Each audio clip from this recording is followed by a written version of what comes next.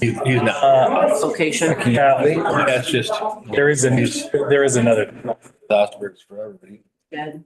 Good evening, everybody. I'd like to call to order the Thursday, November 13th meeting, Committee of the Whole for Finance. We'll start with roll call. Carl Johnson here.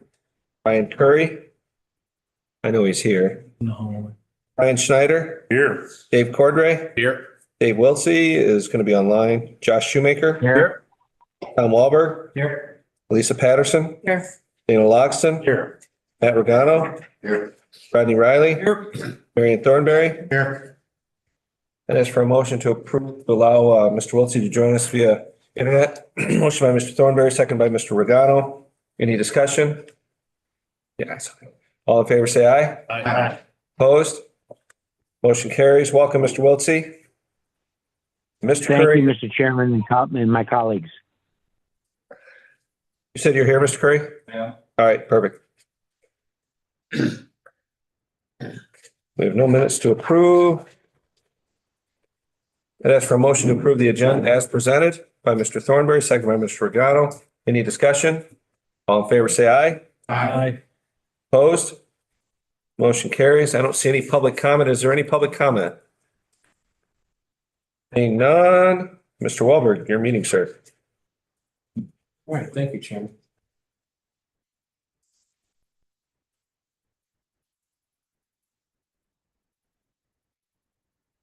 All right, presentations, treasurer.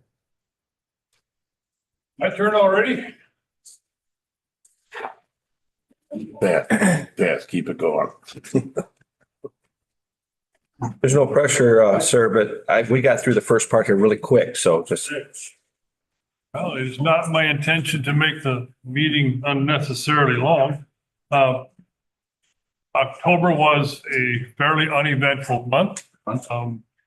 There were no property tax distributions in October. That is normal. So we spent $832,000 more than we took in total of funds.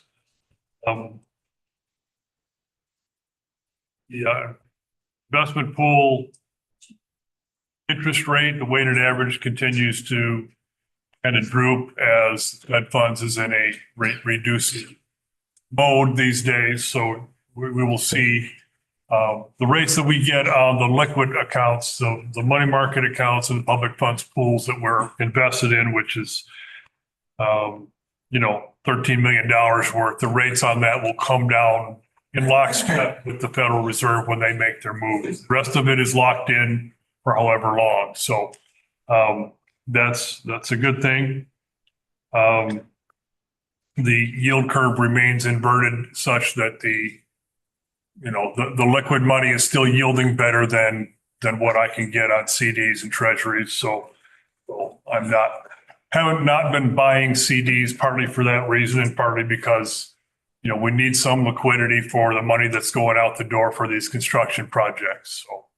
So that's, I guess in terms of the county's financial position, I will not elaborate any further, allow the reports to speak for themselves and be happy to answer any questions.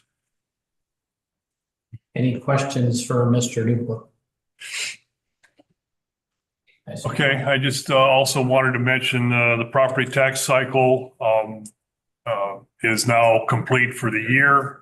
We had our tax sale October 30th. Sold a little bit over $1 million worth, which is, give or take 1% of the total extension. The final distribution was made yesterday and showed up in our bank account and all of the other taxing districts' bank accounts this morning. So that much is done. And so now the office is in winter mode. So any questions about the property tax process? Again, any questions, Ms. Patterson? I don't have a question, but I have a comment. Since Oh. both you and Jessica are here, I just wanted to say thank you to both of you for the presentations that you did. I was able to attend 2 of them. They were fantastic. I think it's a great asset for the county, for people to be able to come and have a better understanding of the process and how they can roll through that. It was a really great presentation and much appreciated. Appreciate your kind words. Jessica and I have been doing those tax clinics in the fall. Partly to help folks who are considering appealing their assessments, partly to help them understand their assessments and exemptions and all of that, and the property tax cycle and the whole process as a whole. And we enjoy doing it. And we think it's an important piece of public education. Sure.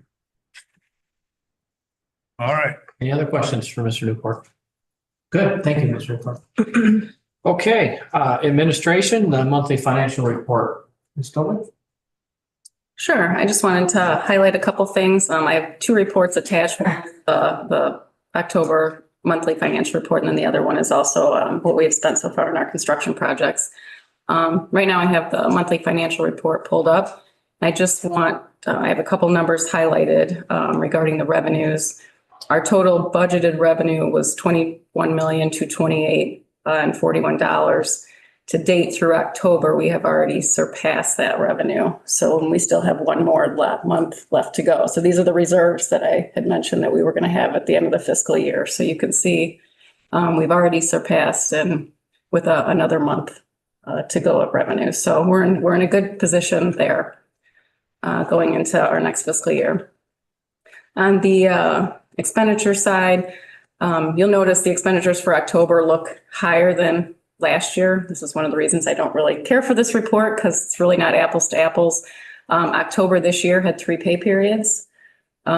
Last year, the three pay periods fell in November. So you're not really comparing, there's an additional pay period in October 2025 versus 2024. So that's why the numbers look inflated. Other than that, we continue to spend down ARPA. We're at just under 1.2 million left in ARPA funds plus the interest. So we're right around 2 million. And then it's gone. So we'll be all spending our reserves and the bonds. Just to highlight, I have a call scheduled with Moody's to review our bond rating on Monday, December 8th. Spear Financial will prep me for that and we'll go through all the questions that I'm going to be asked. So hopefully that will go well. The other report, like I said, is the expense report for our construction projects. To date, with everything at this point, we are just under $9 million that we have spent so far. So, if there are any questions? Thank you, Ms. Tobin. Any questions for Ms. Tobin? Mr. Riley? Becky, on the ARPA funds, just for those that are new on the board, we had to have those spent by a certain time anyway, correct? So when obviously we got that done, or we're getting that done, so. Correct, yes. We had to have them allocated by the end of December 2024. We have to have them spent by the end of 2026. So we will clearly have those spent by then. Thank you. Mr. Johnson? Thank you, sir. Becky, on the overall total revenues for 2025, where do you anticipate we're going to end up? I'm anticipating we're going to end up probably between 1.8 and 2 million. So, and as part of your budget, as of right now, you've allocated 500,000 of that into property maintenance for the jail, another 500,000 into your new Series 2026 bond fund to help with the bond payments, because we're going to have a couple years of extremely high bond payments. And then the rest will help pay for the ongoing projects we have. Thank you. Any other questions for Ms. Tobin? Okay, thank you, Becky. New business, Judge K discussion. Go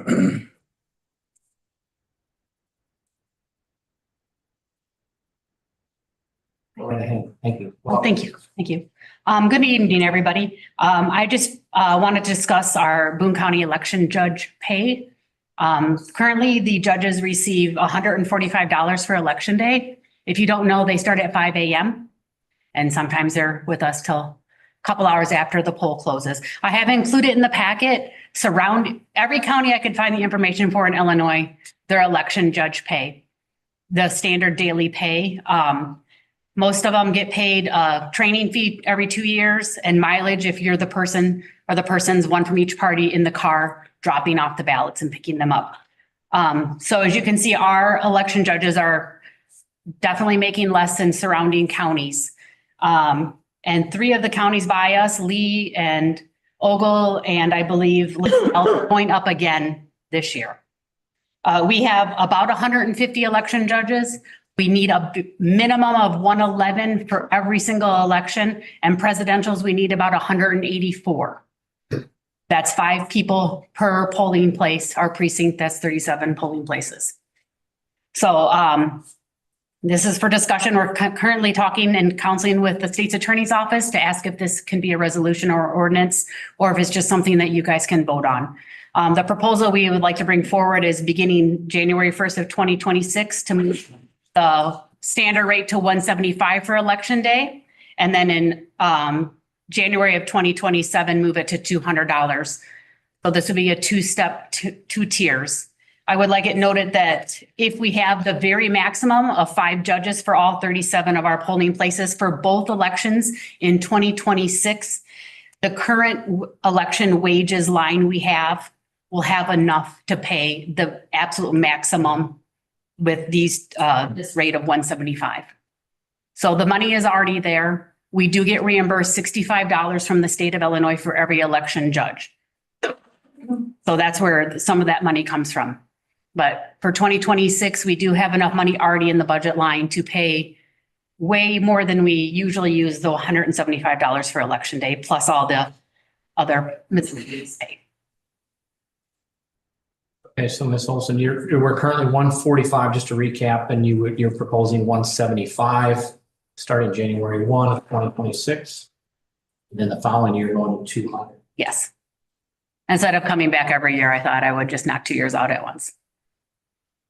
Mr. Chairman, Questions for Ms. Olson? Yes, go ahead, Mr. Wiltsey.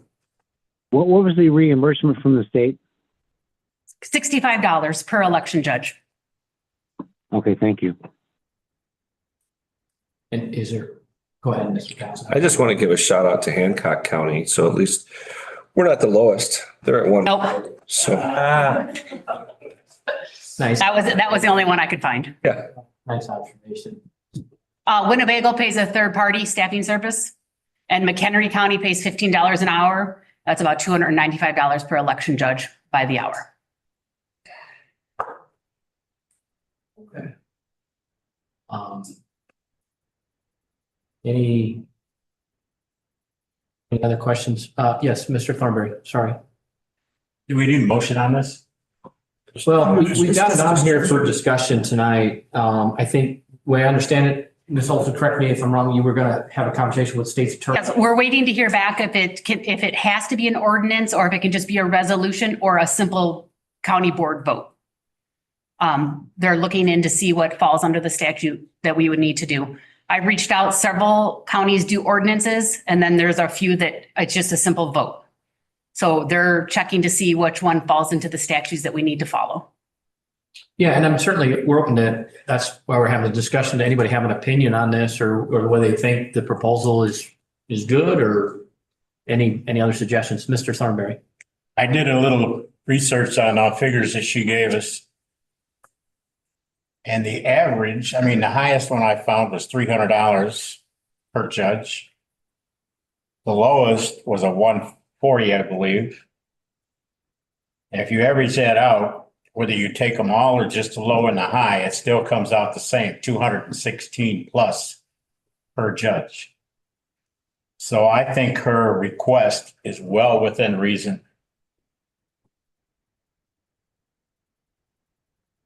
Okay, thank you, Mr. Thornberry. Anyone else have any comments? Yeah, Mr. Chairman.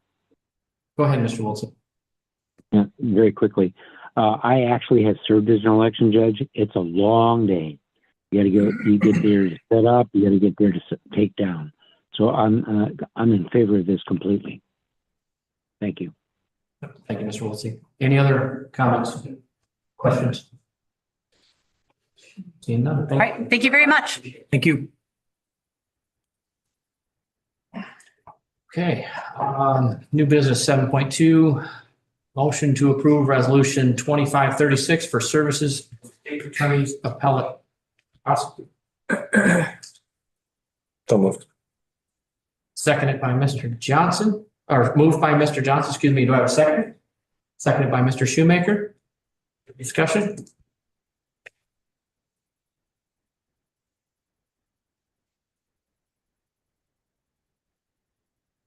Mr. Chairman. Yes, Mr. Wilson.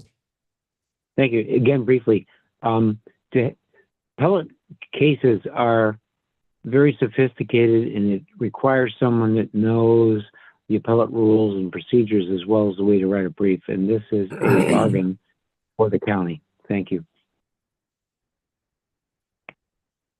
Who do we have, Ms. Toma, who do we have for discussion? My computer froze up. I can't get it opened up here. Sorry. I wasn't sure if Tricia or Carla were on.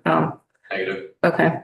This is the same amount as last year. I think it was 2 years ago. I think it was maybe 22,000, 23. I don't know. This is the same as last year. So they were not asking for an increase.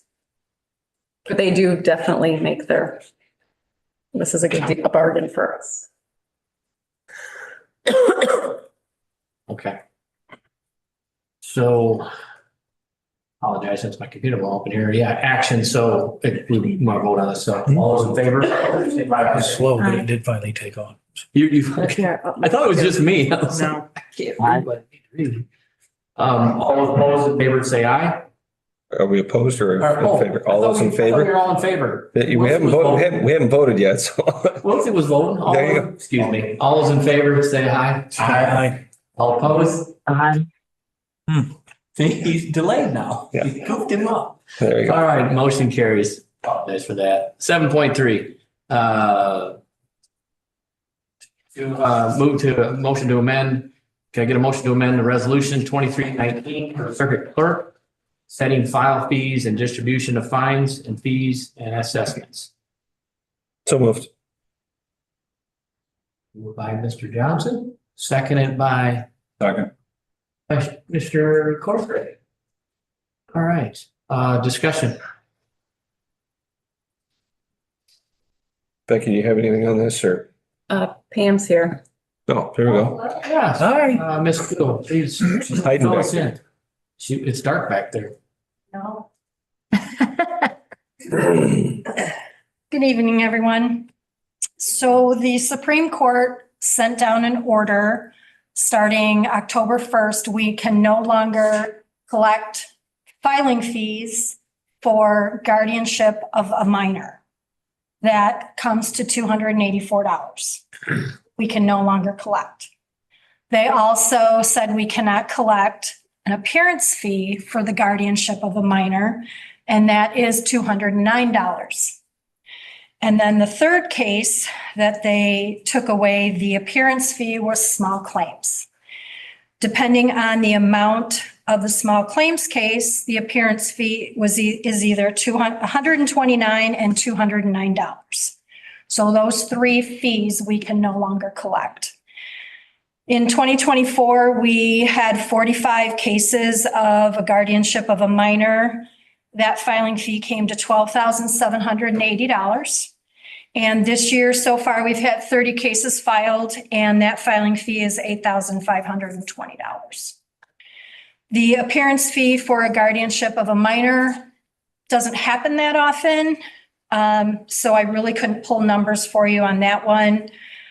Same thing with small claims. Typically on a small claims call, the defendant just takes the judgment, but if for whatever reason that they want to bring it into court and have a bench trial, then they would have to file their appearance, and that doesn't happen that often either. So I wasn't able to get you those figures either. Any questions? Yes. Questions for Ms. Cool? Yes, Mr. Riley. Are they wiping the fees away for attorneys and pro se's or just all of it? All attorneys and pro se. Okay. Yep. So, Ms. Kudo, what do you think the impact would be on that? Is it pretty minimal if you're not having a lot of these with the minors? 13,000. Well, the filing fees, so like the $284 per case for a guardianship of a minor, that 284 is divided into different buckets. And it will affect what goes to your general fund. But I'm sorry, I do apologize. I did not look in to see what that figure was, but I can get that figure for you. But it just comes down to how many cases are filed in a year. But I mean, still last year we had $12,780 that we collected. I think that's a big chunk of change that, we aren't going to see anymore. Was it, Thank you. Yes, Mr. Riley. I'm sorry, was this an administrative decision or was it from the, Supreme Court. oh, the Supreme Court? Okay. Yep. Oh, there we go. All right. Any other questions? Oh, yes, Mr. Luxon. Is there any chance we can raise the rates on the other stuff? No. No? No, because they're all set by statute. Yeah. Yeah, we are told how much we can collect and what goes into each fund. So we can't alter it. Good thought though, Mr. Luxon. Anyone else? All right, well, we need to, yes, Mr. Thornberry. Who presents stuff like this to the courts? This to the Supreme Court, Yes. that I don't have an answer for you on that one. Caucus. It also involves the Administrative Office of Illinois Courts. That's also involved in it. But who came up with this? Not sure. Because so far they've taken some other fees away from us and we have no recourse for it. Okay, anything else? Anyone else? Okay, so we are going to vote to amend the resolution 2319 for the circuit clerk. All those in favor, say aye. Aye. Aye. All opposed? Aye. Aye. Carries. Aye, that's an aye vote. Mine is a nay vote. Got one nay vote. All right. Thank you, Mr. Logson. Thank you. Thank you. Have a good evening, everyone. Take care. Thank you. All right, 7.4. Gonna get a motion to approve purchasing card for Amy Olson. Moved. Second. Moved by Mr. Riley, seconded by Mr. Curry. I think we need discussion on that, do we? So, all in favor, say aye. Aye. All opposed? Motion carries. 7.5. I get a motion for a purchasing card from Maria Casas. No vote. So moved by Mr. Thornberry, seconded by Mr. Shoemaker. All in favor, say aye. Aye. All opposed? Motion carries. 7.6. Get a motion to approve the annual contract with Dynamic Lifecycle Innovations Incorporated for the electronic recycling. So moved. Moved by Mr. Longton, seconded by Mr. Shoemaker. Did you want to speak on this, Mr. Crowe? Anything? You can answer questions if you have any. Any questions for Mr. Crowe on the dynamic life cycle recycling? Mr. Johnson. Justin, are there any changes from what we've been doing? It looked to me like it was pretty close to similar. This is almost identical to last year's. Okay. Yep. Good enough. Thank you. We don't select this. This is part of the program. We get reimbursed. There's no cost to us at all. So this is a standard process. Yeah. Thank you, Justin. All in favor, say aye. Aye. All opposed? Motion carries. 7.7, get a motion to select the DPI Construction Incorporated as the contractor for section 24-00119-00 VR Stone Quarry Design Build Structure Replacement Project. Moved by Mr. Snyder, seconded by Second. Mr. Thornberry. Discussion, yes, Mr. Johnson. Just want to let the board know I'm going to abstain from this. DPI Construction is one of my customers. Johnson. Who would like to speak? Mr. Crowe. Yeah, I can. So if you'll notice, my engineer's estimate is 1.1 million and the low bid is 1.4. My 1.1 is escalated for a very rapid construction increase. So I was still very low. There's something that I haven't been able to identify that's going on here. This is a little unusual process. This is the first time that Boone County has done this. And as far as I know, is might be the first time any local agency in Illinois has done this design build for a structure replacement. We just, the state just passed a statute allowing us to use this method. And I thought the outcome would be a little different, and it's not. We're not out anything at this point. What we do is we do our standard phase one planning and permitting for a project. Normally, we will do the phase two internally, and then we bid it out as a phase three construction project. This, we do the phase one, kind of set up the parameters of the design, permitting, and we did all that. And then we allow the contractor to choose how they want to build it and design it. So I was hoping that this would, the outcome would allow the contractor to build the best, choose the best option to replace this structure. This is a buried structure at the intersection of Stone Quarry and Graham. If you, the Stone Quarry and Graham is a T intersection. I'm reconstructing this structure so that Graham can eventually go through, be a through road, anticipating, potentially build out, additional building out of different items down along the I-90 corridor. This structure should last over 100 years. The existing structure is failing because the original structure was built when it was a single lane, very small, low volume road. And then it was added on. And so at that joint is where it's failing right now. So replacement is necessary if we don't want to load post this in the future. So if we choose not to move forward with the low bidder of 1.4 million with DPI, I have already contacted a consultant to do the phase two in-house, and then we would proceed like a normal design bid build instead of a design build process. And I think that the outcome certainly wouldn't be any higher than 1.4. I have talked to DPI and some other contractors about this and trying to get to the bottom of why this was so much higher than what I anticipated. And I still not able to really identify that, other than, when you do this process, there's a potential of more unknowns, more is being pushed off onto the contractor. Again, I didn't expect it to have this outcome. So this was kind of a learning condition. Like, we're not out anything. We can continue to go through the design build process. And that's would be my recommendation at this point.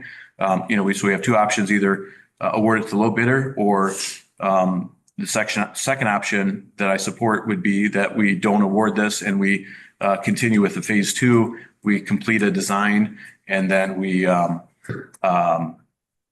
it as not a design build, but just a regular bid where we have a full package design that's given to the contractors, and we bid it out as a unit price bid like we traditionally do. So that's where we're at. So we have the two options before us tonight, and the phase two would be about should be under $70,000 for a consultant to do a full design on this. That is baked into this bid. So if we were to choose the 1.4 million, that phase two design is part of that bid. So if we were to choose to do a traditional method and I were to proceed with a phase two design in-house or in Boone County, then we bid it out later, we'd want to be lower than 1.4 million minus 70,000 for our phase two work. So I open to any questions, but again, that's what I at this point, based on everything I know, I'm leaning towards, and the bid opening was Monday. So I've been scrambling the last couple of days here to try to get additional information. And that's where we're at, is that At this point, I recommend that we do not award the bids as presented, as they are significantly over our budget, and that we proceed with a phase 2 design, not to exceed 70,000. And I would refine that before the board meeting to get a better number. Sounds like a good recommendation. Is there any questions for Mr. Carlin on his proposal here? So basically, we have a motion, a second. We want to vote no on this motion, and I'm assuming this is what you're proposing to reject this. I would, yes, I would like to vote. I would support voting no on this, and then with the recommendation to seek a traditional design, phase 2 design.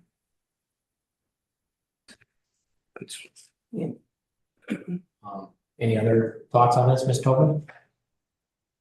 I think it makes sense. I mean, it's as Justin said, his estimate at 1.1 is already significantly inflated. So that's not even, I mean, that was what you thought was a good number. So. And so the basis, without getting into too many details, the basis for that 1.1 is this culvert. I've talked to Welch, and so for the culvert material, it's $390,000 for the box culvert.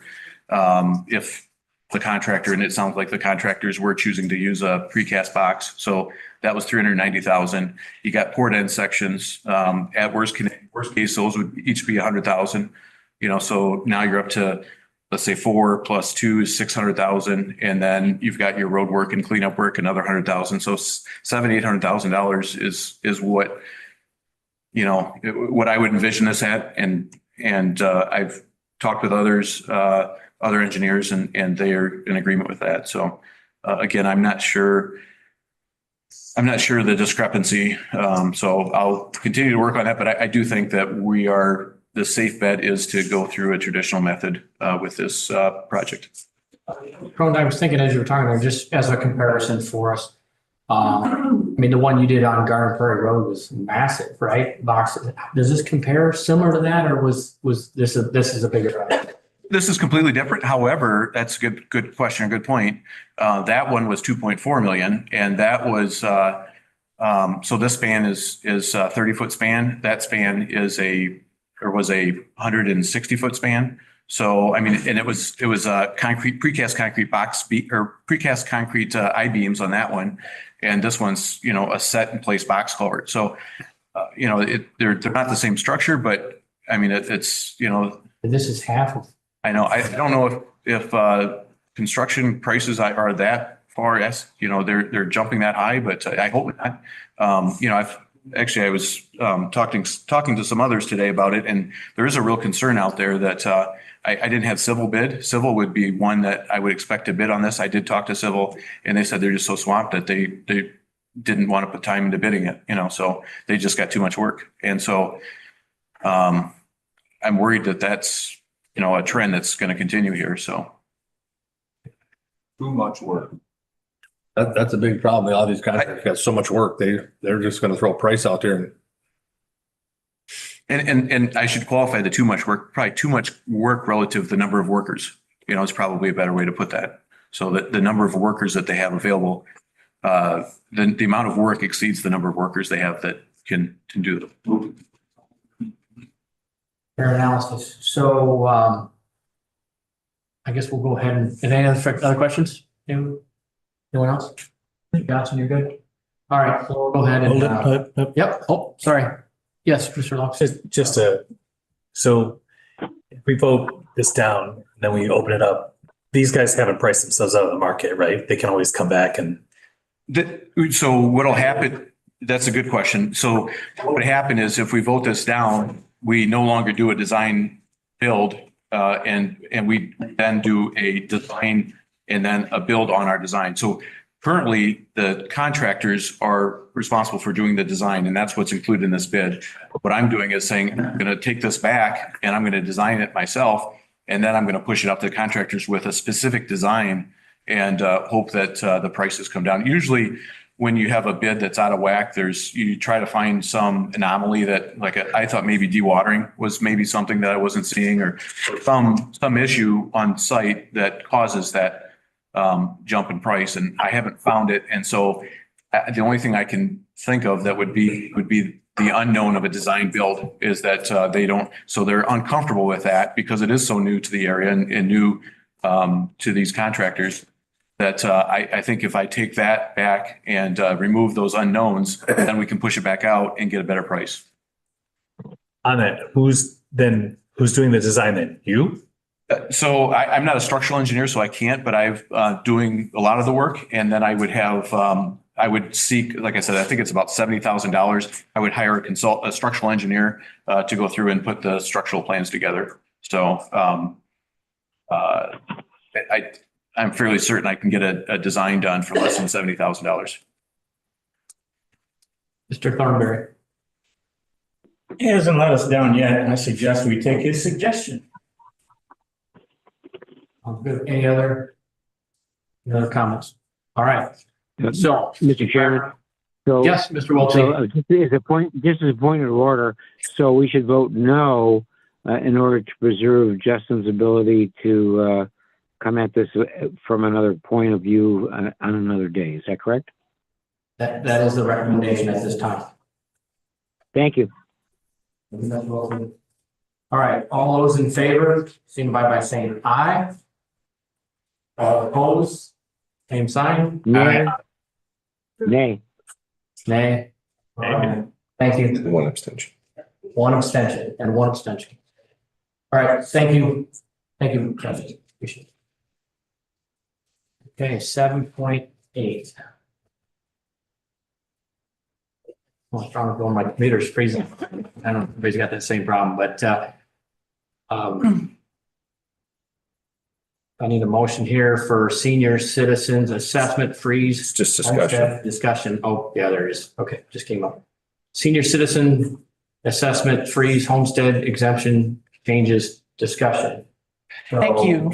Go ahead. Thanks so much for your time. I'm going to keep this really brief. My hope is that you will take this information and you'll share it with your neighbors, your friends, your churches, your clubs, your community groups. This is something that's important. It came down October 31st. So kind of the basics of the senior freeze. It was first implemented in 1994. The time was 35,000, what was considered a low income senior. And that's gone through some changes. It's been at 65,000. The threshold for the freeze has been at 65,000 since 2018. But in the veto section in the Illinois legislature, they raised that threshold, kind of a tiered raising. For 2025, it remains at 65. For 2026, the threshold will be 75,000 of adjusted gross income. And that is the total household income. So that's the homeowner and the spouse. Even if the spouse lives somewhere else, that spouse's income is included. And then anyone else who considers that dwelling their primary residence as of January 1st of the tax year.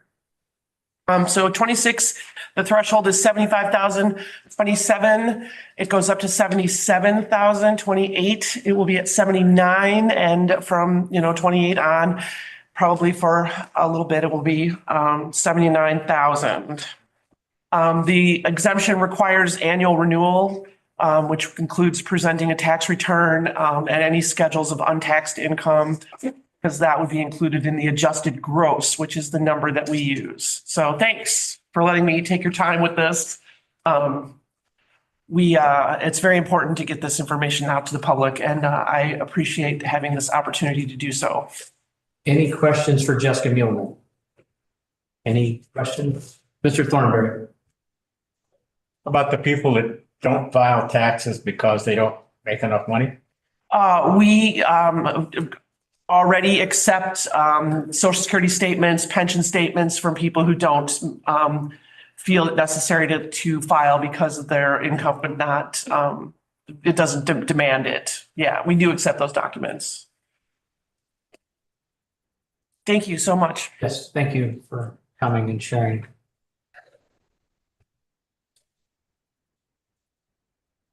Right.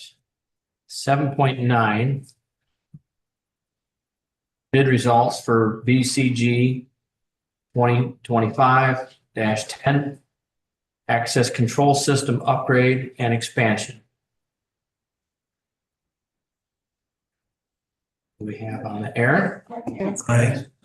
If you recall, this is the proximity reader system for the courthouse that needs to be updated with the expansion of the courthouse, and we need to revamp the system. So Yeah, on board docs, you'll find the RFP attached for the access control system. We looked at proposing, looking for quotes on a base bid of what would be to upgrade the core system, and had an additional component that looked at would have out there in the building. They came back, and this went out to, I want to say, 5 vendors. 3 came back, 4 did site visits. 3 people indicated they would not be interested in bidding on it, as they would want to replace the entire system. And this would be at McKinley, out at the administration building, as we were looking at an integration that would match with what we prefer. And that is, we'd rather have one access control system for all doors instead of having a mix and match, as that becomes a headache for IT or even administration to utilize. What you have before you is you have 3 bids. One is excluded due to them not including a bid bond, so they were disqualified for not having complete bid packet. Audio engineering, you'll see in the remarks there's an addendum for an additional $33,000. That's not to be on top of their $44,000. They were replacing that $44,000 as an addendum went out that Friday. When they had submitted their bid, they received it and they were able to get it in the following Monday. So it dropped by $11,000 for the additional work that was to be completed of those 14 doors. Imperial Surveillance came in next. So the goal is to bring to the county board, based off of the information of audio engineering. And this would be out of the courthouse budget. courthouse construction. So the 2 bids that you accepted, you've got 143 and 163. I'm rounding roughly. Is that Correct. correct? What is your recommendation? Administration standpoint, I would say that we would encourage audio engineering, as we've had strong history of them before in the past. Imperial Surveillance, they're a company, so that was a nice kind of thing. We had local bidders, which was really nice.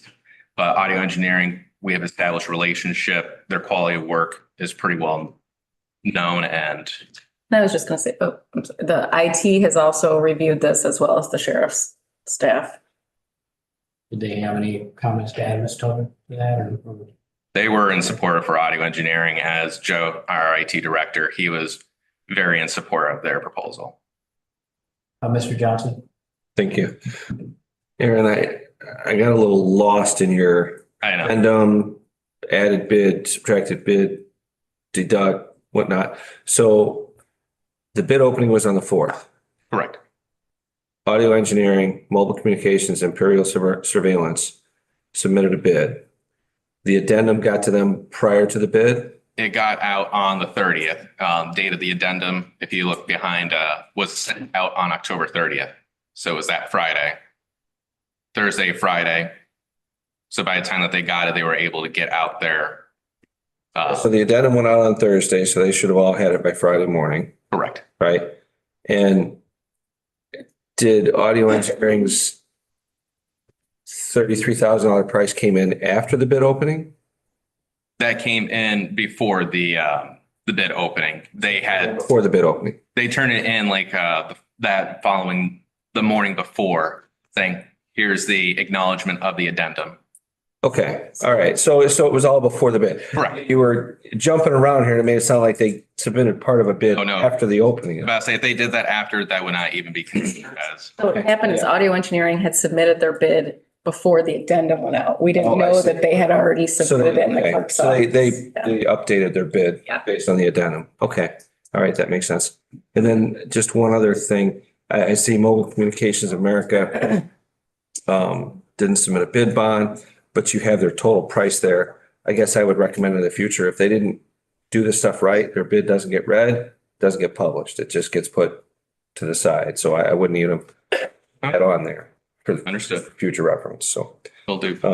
it creates less confusion because if they came in at 100,000, then some people might go, well, if they didn't do the bidding right, it doesn't even get acknowledged. So, Fair enough. yeah, okay, perfect. No, I'm fine with audio. Thank you, Mr. Johnson. Any other questions for Mr. Lewis?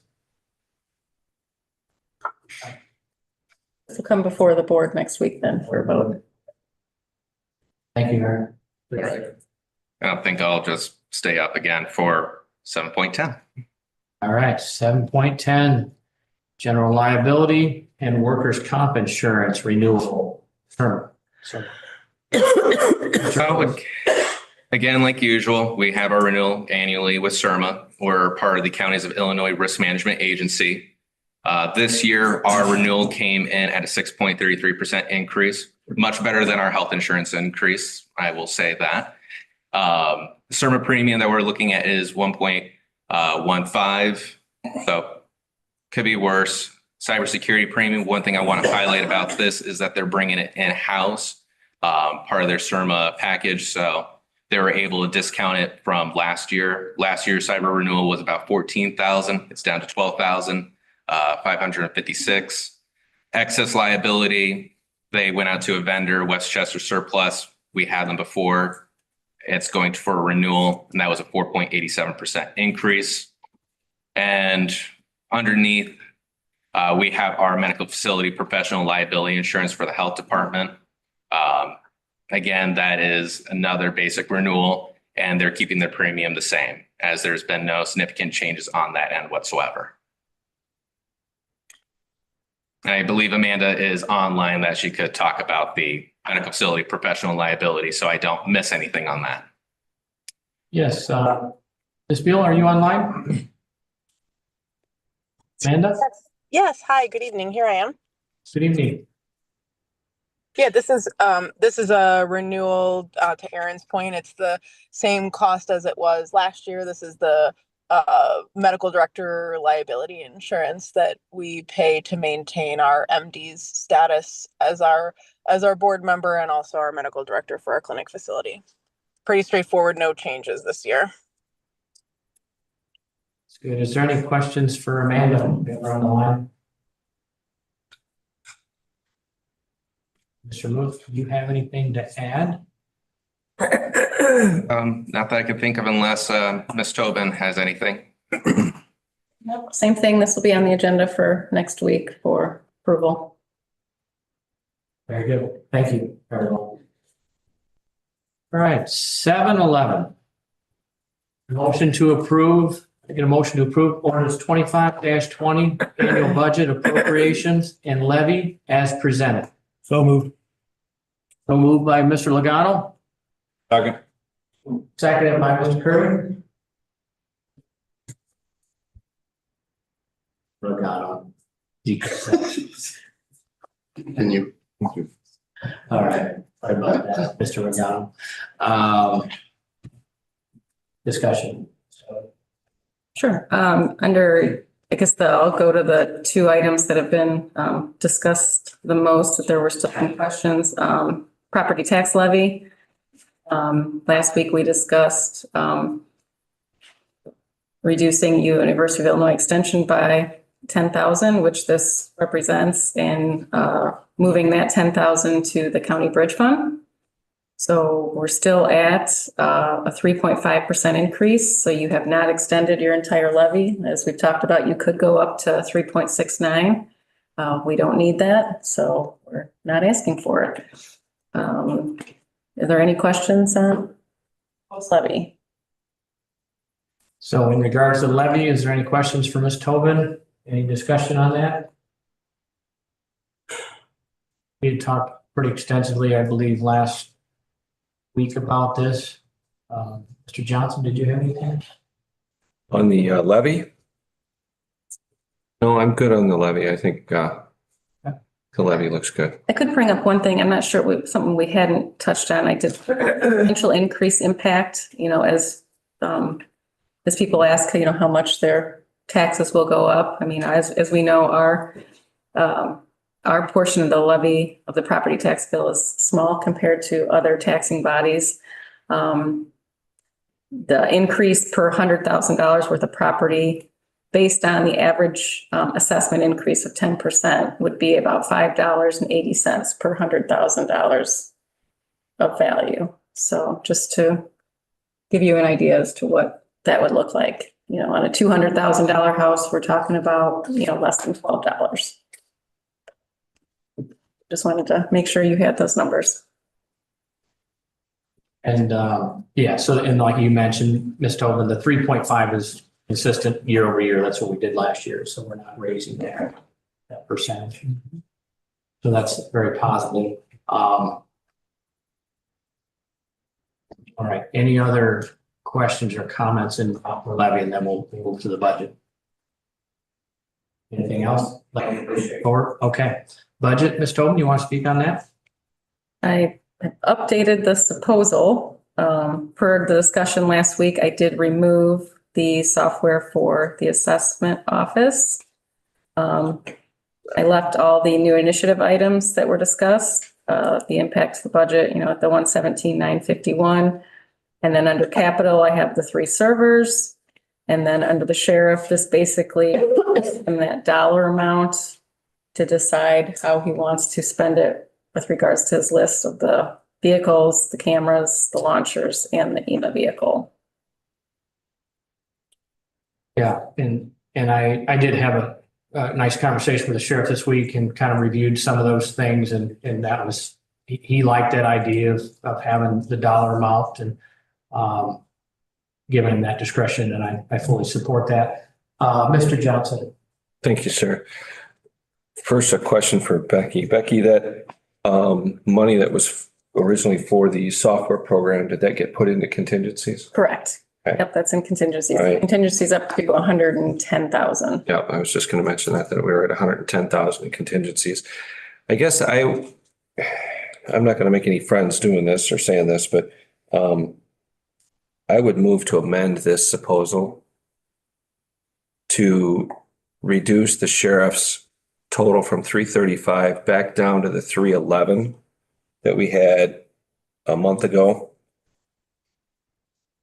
which sounds mean to do, but when you start to take into the fact we're already putting $500,000 into the jail from this year's budget, moving it from this year's budget and pushing stuff forward to spend that money, plus another 300,000, that's over $800,000 additional funding for the sheriff's department.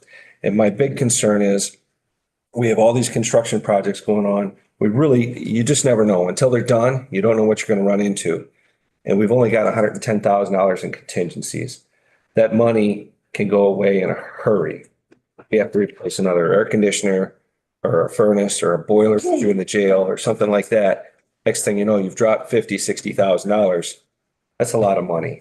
That extra $30,000 would go a long way, give us almost 150 in that contingency fund, which would be great to have that buffer during these construction projects. And if towards the end of the year, next October, this board's sitting here and we've still got $70,000 or $80,000 in contingencies, then we can maybe look at, okay, Sheriff, you were needing some additional stuff or you needed another vehicle or something like that. And we can do that. That contingency allows us to do that.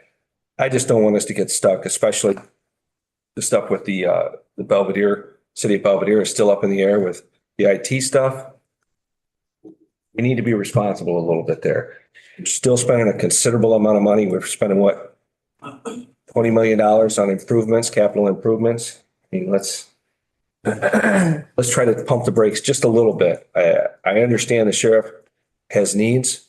Every department's got needs, but we're still spending a lot. We've got to make sure we prepare ourselves for the future. So I would really move that we drop that to the 311 figure that was there before. I could look it up. It was 311 something. I would try to look it up. It's all in the paperwork, but that's what I would do. Yeah, I've got that number here, Mr. Johnson. It's 311,690. Okay. Well, thank you.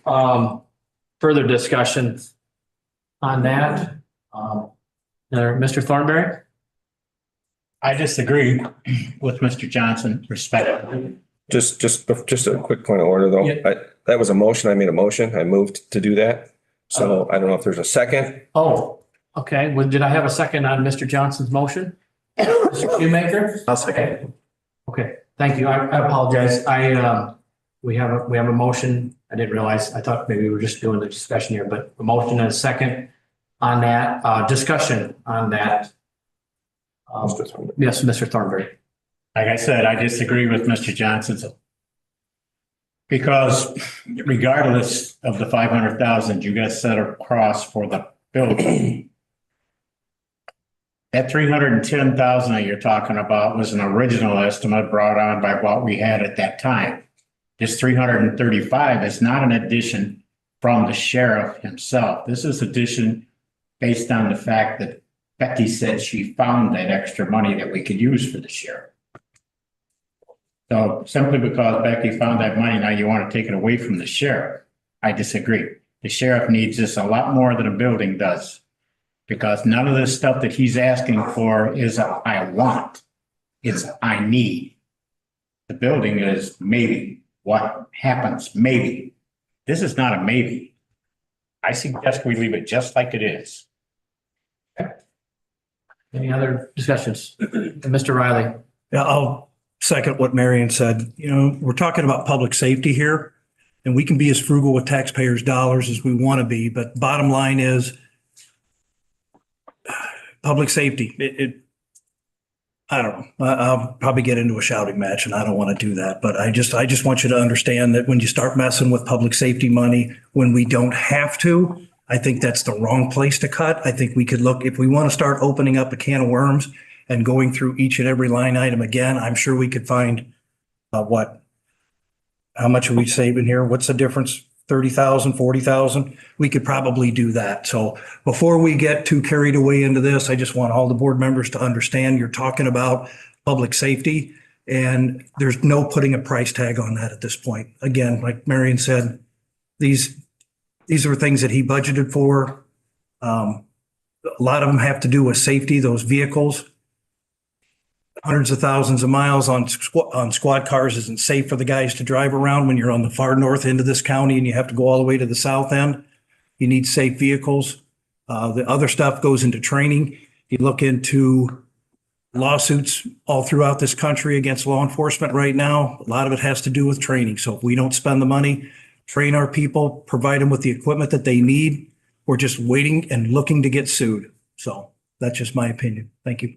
All right, Mr. Riley. Yeah, and like for everybody in the room, I mean, we've been going through these budget items for 3 months now. Mr. Riley, if you have any other areas that you would like to cut, I mean, now is the time. We certainly can certainly look at that. We've still got time. We're going to vote on the budget next week. So that's the purpose of tonight here in this conversation is anybody that has any suggestions, let's get it out on the table now so that we can make sure that we are doing the right thing for Boone County taxpayers. So, Mr. Johnson. Sir, just a minute, Mr. Wilson. Just a little bit of clarification. Mr. Thornberry mentioned that Becky found this money for the sheriff to use. No, this money is the taxpayers' money. So it's not the sheriff's money to use. It's the taxpayers' money. So I think that's an important clarification. The sheriff's budget is the largest budget we have by far, millions of dollars more. So the other thing to indicate that $24,000 less on this budget is going to impact public safety to a tremendous reign is a stretch, to say the least. The sheriff doesn't have pepper ball launchers now. He's got some cameras. If he does his work wisely, he does things wisely, he can get some of all of that, just like every other department. We have to be frugal. We have to prepare for the future. Every sheriff to this point has lived without a lot of this stuff. We've done a ton of stuff for the sheriff's department. We've built him a fantastic training facility. It wasn't free. We cannot do everything all at once. Sometimes we have to take baby steps and be responsible. Thank you, Mr. Johnson. Mr. Wilson, online, Mr. Wilson? Yes, am I on? Sometimes I remember when I'm on or off. Can you hear me? Yes, go ahead. Thanks. I appreciate what Chairman Johnson is saying, but if the issue is the sheriff's budget versus possible cost overruns in building or other unanticipated expenses that might get worse, and in my opinion, we should raise the size of the contingency fund so that we can be flexible and go to that thing.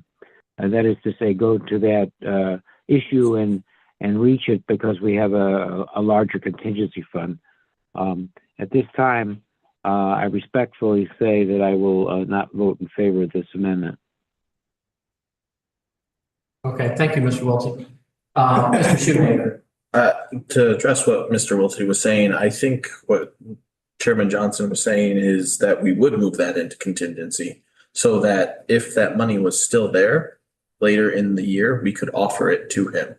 This is something that we have to look out for our taxpayers' dollars.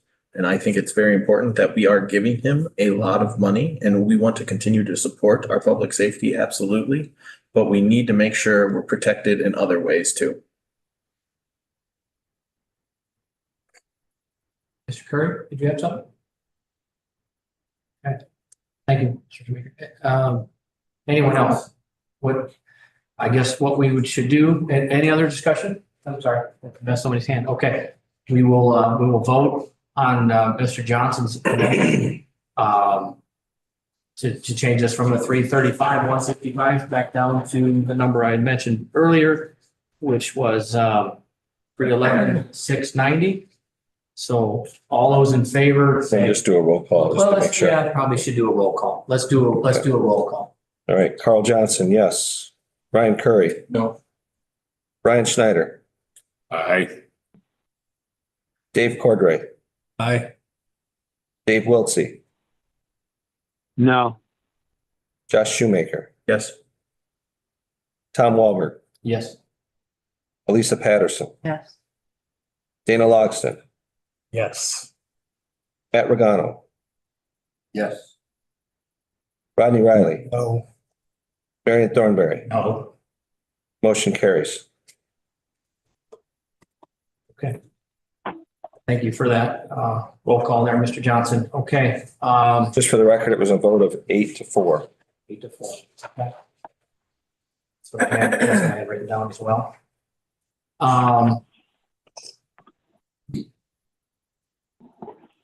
Is there any other items here anybody else would like to discuss? We got several. We'll stick on the capital and new initiatives. Any further discussion or thoughts or amendments that anybody has at this time? We got that up in front of them, looking at it.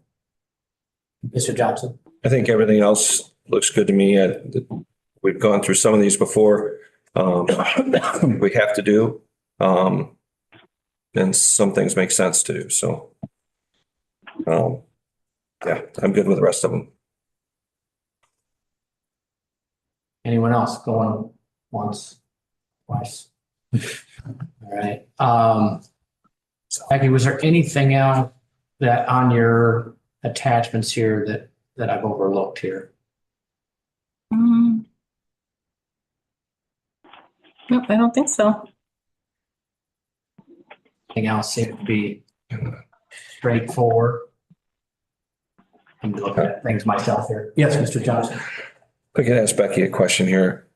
Becky, just thinking back, I just want to make sure we've got enough money in the budget for the state's attorney, not the appellate, but when they got a conflict, those conflict attorneys. Yes. We're talking about Yep. I know we were talking about kind of hiring somebody or putting enough. I just want to make sure we've reviewed that again. We're Yep. pretty So that is, solid with where we're at. we are, that is on page 19 of 84. And you'll see where we've added the staff attorney. Obviously, we're trying this. We're hoping this works. I mean, the alternative was 17th Circuit asking for another $120,000 for this fund. So we're like, okay, time out. Let's try something else. So page I'm sorry, for 19. clarity for everyone, is that the page we have up here? Yes. Yeah. So here's your, it's kind of blurry. So here's your new staff attorney right here. 75. Oh, staff, okay. Yep, So then what okay. we did is we lowered the legal service rotation from 230 to 140, hoping that that staff person will be able to handle a lot of what that legal service rotation was doing. And also the new legal service contract person is able to do more than the last contract person we had. So we're hoping all of those things combined will keep us within this budget. The judge was in support of this initiative. Yeah, I mean, I can't take this was actually my brother's idea. We just, Erroneous. we were in a room with Tom Jakeway and myself, and he started it, and then we spearheaded into this concept. But I mean, we thought he was kind of joking, but we think it could work. It seems like a very good idea. So I want to give credit out there. I'm going to give him a little credit. All right. Any further discussion? I mean, the budget's in front of you here. It's 84 pages. There's a lot there. We've spent a lot of time on it. Becky, Ms. Tobin's just done a wonderful job. Her and I have had several conversations. And so I really appreciate your work here, Ms. Tobin. This is very good. I have a question. Yes, Mr. Kerr. I know we talk about per diems and county board salaries, stuff like that. I know everybody gets extremely pissed off if anybody talks about, the $65 or the chairman's, salary, I guess you could call it. What are we in comparison? I mean, are we pretty close? I mean, are we there? We're kind of like the election judges. Yeah, it's low in comparison, and there's different ways to do it. Some have a set salary, some are, per diem as you are. We can definitely do some research and bring that back to you. Get some updated research. I think we had discussed it, right? Was that prior to when Rodney last election? That was a while back, and didn't seem like there was. My memory recall there wasn't a real appetite for increasing it, but it's always something that. That was when all 12 seats were open, right? So that's kind of a fair time to do it. Yeah.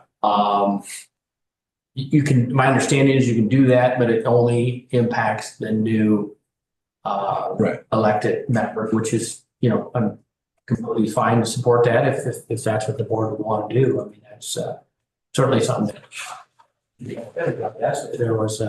I'd more so be interested in making it fair for the chairman's salary over the per diem for each board member, I guess is probably my point. So whether that's Carl, whether that's anybody else, whether it's Rodney, anything, I feel like I know the work goes into it, and I know people get pissed off when, we had paid $65 a meeting, and I tell them more than happy, go run. I could give two shits. Go run and put in the time and work and represent and take phone calls all night and do it all. I don't care. If you want to complain about it, it doesn't matter. And I get it. That's a civil service and I love it. I just don't like when people complain about it. Sure. Yeah, that's a fair point. I mean, reality is you could sit on a bank board or insurance board and do better. So that's a good point. Mr. Chairman. Yes, Mr. Wilson. Thank you. I did make some comments on each of the last two times we had a shot at this that, $65 6-8 years ago is not what it is now, and it won't be what it will be in 4, 5, 7 more years. And if we don't do some incremental change in the per diem, then when it has to happen, it's going to look like a jump that people won't understand percentage-wise. That's the first thing. And I did mention that when we were all up for re-election. And also with respect to the chairman's salary, once again, I think we need to make some sort of movement. If you freeze these things for too long, you have a series of problems. Now, I remember with the city clerk in Des Plaines, and I don't know if this works for board members or whatever, but we did a staggered thing where each year for the 4 years of her next term, it went up incrementally, so that when she finished, it was higher than it was. But I mean, these are the kind of out of box solutions that I'm looking for. But I really think if we sit there and stagnate at 65, no one's in this to make money. But then again, the money we make, like everyone else, has dwindled in proportion to what's happening in the economy. Thank you. All right. Thank you, Mr. Wiltsey. Any other comments, Ms. Tobin? Go ahead. This is the proper time to talk about it. I have to go back and look, but I do think it's by May of 2026. If there are any amendments or changes you want to make, that's when we would bring the updated ordinance going forward up for a vote. This is a good time to revisit that if you want to. Mr. Riley? Well, we just got done cutting the sheriff by $24,000, so I think it's kind of odd. I never thought we would start equating ourselves to federal government, but it seems like that's what we're going to do here. We've got 2 contested primaries coming up for next year's election. So if we're going to start paying people more because we think it'll attract more people or better people or anything like that, then we're kidding ourselves again. I can't do this in conscience because, like I said, we just cut the sheriff's salary or anybody else's salary that may come up between now and the time we pass this budget. So I don't know. I just think it's kind of crazy to be talking about this when we're cutting funds. So that's my 2 cents. Yep. Thank you, Mr. Riley. Mr. Thornberry? I agree with both sides. I think this is a wrong time to do it. It should have been done a long time ago. Because this thing has been $65 clear back into the 90s.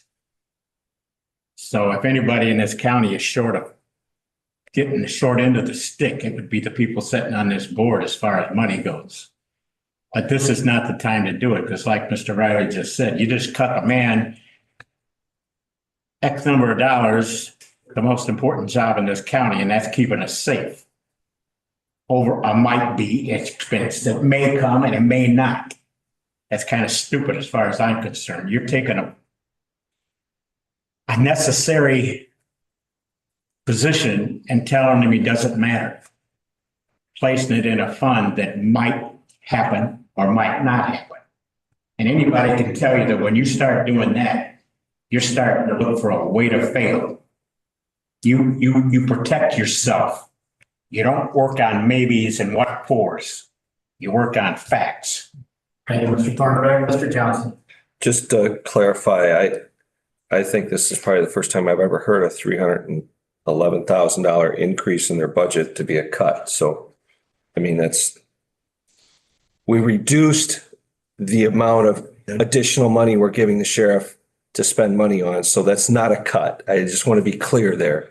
I mean, $311,000 plus five. Chairman, I don't think it's really makes plus 500. I'm sorry, I got the floor here. Yeah, plus 500,000 to do other stuff with. Plus, I don't know, what was it, $2 million for a training facility? I think the sheriff's doing okay. I do. I get it. He needs more money. He wants more money. He should want more money, and he should fight for that more money. 100%. I've had those discussions with him. But a $311,000 increase to get more equipment for his department is not a cut, just to be clear. Thank you. One more thing. Yes, Mr. Riley. Just to be clear too, the training center and all that stuff, yes, he has gotten a lot of stuff in the past. Budgeted for issues. They were all budgeted. The construction and everything, the purchase of that building over the last few years, those were all contingencies that were in part of the past budget. So the cost of doing business more than anything else. Thank you. Mr. Chairman. Yes, Mr. Wiltsey. Go ahead. We're not talking apples and oranges here. We're talking watermelons and cranberries. If a $10 increase for the county board members per meeting is infinitesimally smaller than the big $13 million budget we're working with, and our levy that we're working with.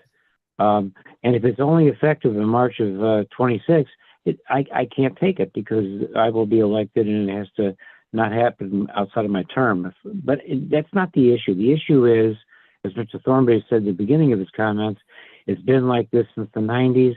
I think it needs to change, and that's my 2 cents. Thank you. Thank you, Mr. Wiltie. Any other comments? Mr. Thornberry.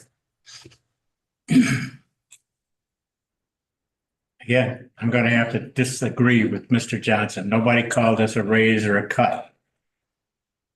We presented the sheriff with what we thought was a good estimate on what he could use, and then we turned around and took it away from it. He told you, you asked him what he needed. He gave you what he needed, not what he wanted, what he needed. And you took his needs and cut them because you want to save money on something that might happen. You can justify this, all your self-rationalization you want to. It doesn't hold water. And you can't convince me that it does. The sheriff's department is more important than something that might happen to a building. Well, thank you, Mr. Thornberry. Anyone else have any comments? Mr. Shoemaker? We originally proposed the 311,000 to him. That was the original agreement that we had. That was in all the board notes going back. October 22nd. Correct. We are trying to find him more money. That was the point. But we also have other things to address. If you look proportionally what is getting money, I agree the sheriff deserves a lot and protecting us is very important. But there are other things that are also important that we need to pay attention to. And that is what a contingency is for. Thank you, Mr. Shoemaker. All right, Mr. Curry. All great points. I agree with Rodney.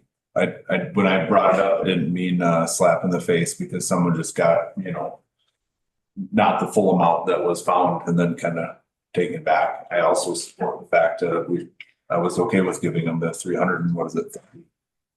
35.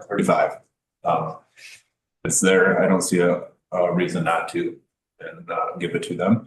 And I understand that we have to be conservative with our budget as well. And that not just the sheriff's department's important, but all departments that play an integral part in our day-to-day operations, whether it's the building department or GIS or admin, anything, all these departments all are extremely important.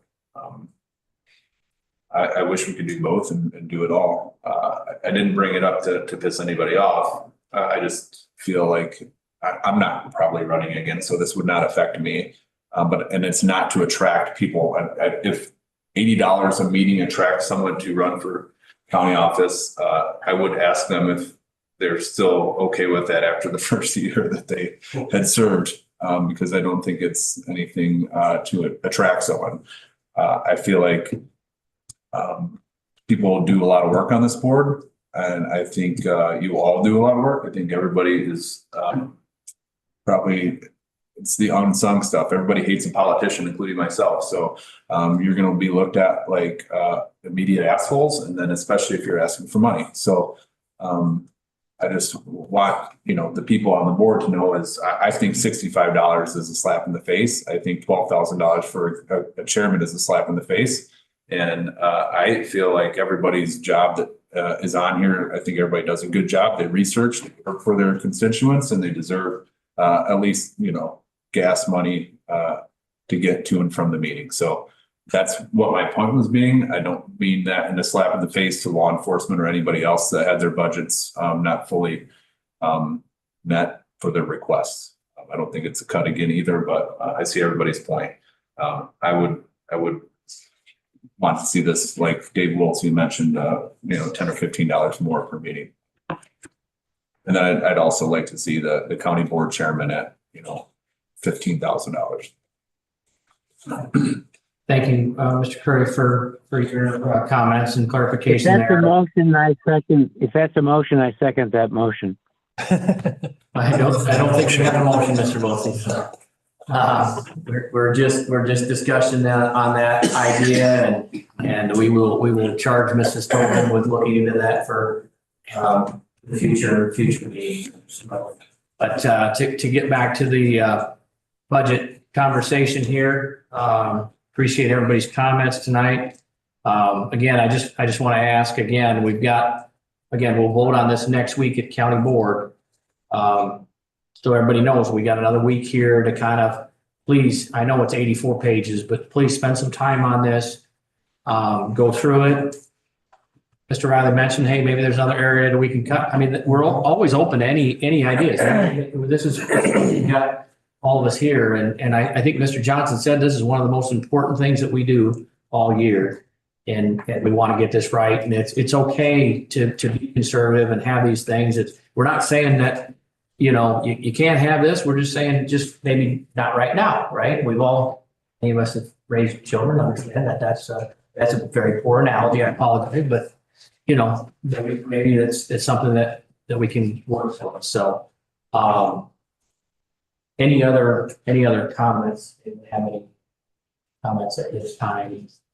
Mr. Lowe. Just a very general question. As I'm looking through this and doing like the year over year here, if something was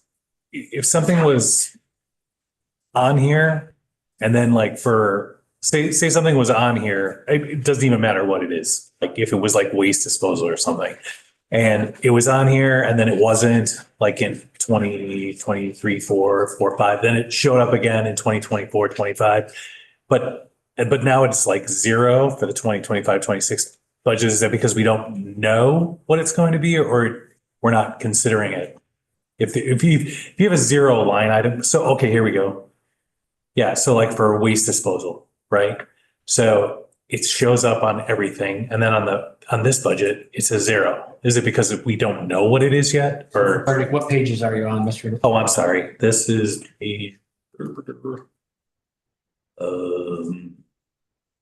That'll allow Ms. Tobin to more accurately answer your question, I'm sure. Sure. But it happens a lot. Let's take like, It's on your budget. That's it in my. this is like close to the top of the page. So Yeah. how about this one? So like on page 2, all right. Okay.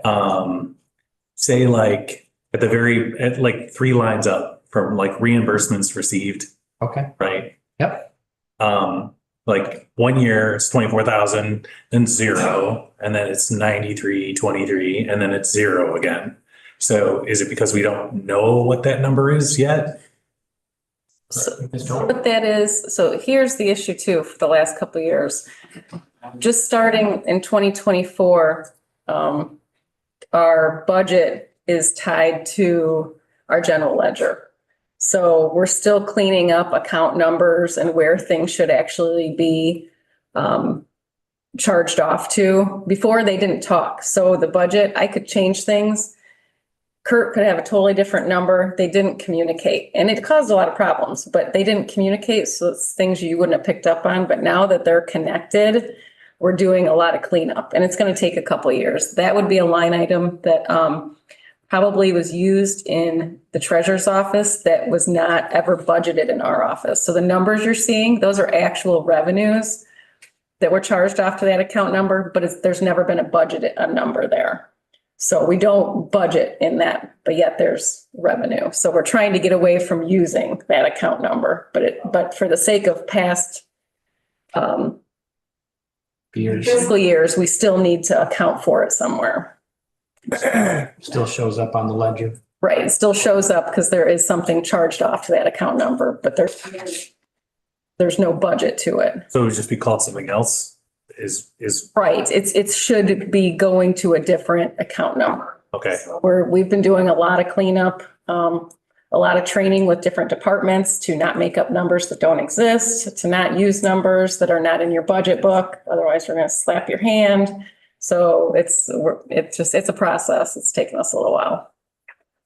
Kind of like taking some of those general. Oh, that's not the page that was on. I'm trying to lack of better words, accounts and making them more specific, more meaningful to. Yeah.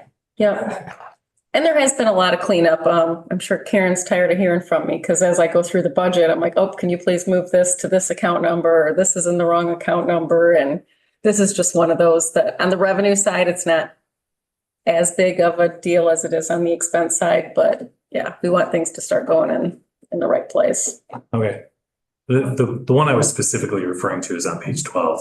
Oh, page 12. Yeah. Okay, let's look at It's like in the middle of the page, it says waste disposal.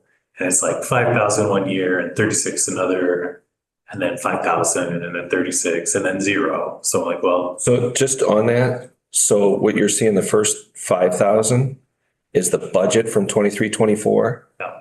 The next line is what actually was spent in 23-24. And then you've got total budget for 24-25, and then what's actually so far for 24-25. oh, okay. So that can be kind of confusing.